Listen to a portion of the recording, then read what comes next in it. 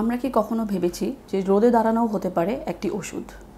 Vitamin D deficiency নিয়ে আমরা আজকে কথা বলবো।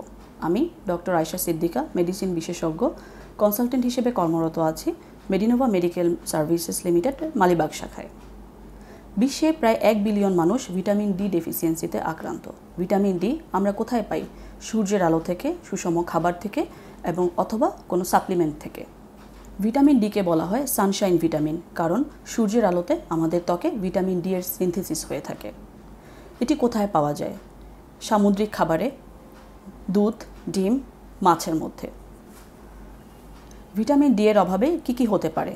আমাদের হাড় ক্ষয় হতে পারে, মাংসপেশির দুর্বলতা হতে পারে, বাচ্চাদের হতে পারে রিকেটস, বড়দের হতে পারে অস্টিওপোরোসিস। এবং ভিটামিন ডি দেখা গিয়েছে যে ভিটামিন ডি লেভেল কম থাকলে রোগ প্রতিরোধ ক্ষমতা কমে যায় এবং নিউমোনিয়া বা অন্যান্য ইনফেকশনের ঝুঁকি বাড়তে পারে। সূর্যের আলো থেকে আমরা কিভাবে ভিটামিন ডি পেতে পারি? কখন আমাদেরকে দাঁড়াতে হবে সূর্যের আলোতে?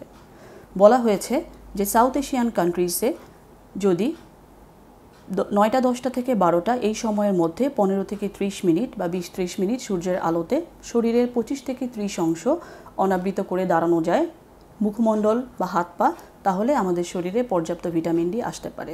কারা ভিটামিন ডি ডেফিসিয়েন্সি ঝুঁকিতে থাকেন? যাদের গাঢ় ত্বক, যাদের শরীর সবসময় আবৃত থাকে, প্রেগন্যান্সিতে অথবা বয়স্ক রোগীদের। ভিটামিন ডি এর অভাবে বাড়তে পারে অবসাদ, ক্লান্তি এবং শারীরিক দুর্বলতা। সুতরাং আমরা ভিটামিন ডি এর ব্যাপারে সতর্ক হব, ডক্টরের শরণাপন্ন হব।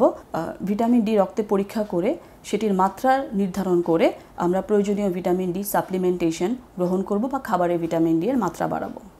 সুতরাং রোদ, সুষম খাবার এবং প্রয়োজনীয় সাপ্লিমেন্টেশন গ্রহণের মাধ্যমে আমরা ভিটামিন ডি এর অভাব পূরণ করতে পারি। এই ব্যাপারে আমাদের সতর্ক হওয়া প্রয়োজন। ধন্যবাদ।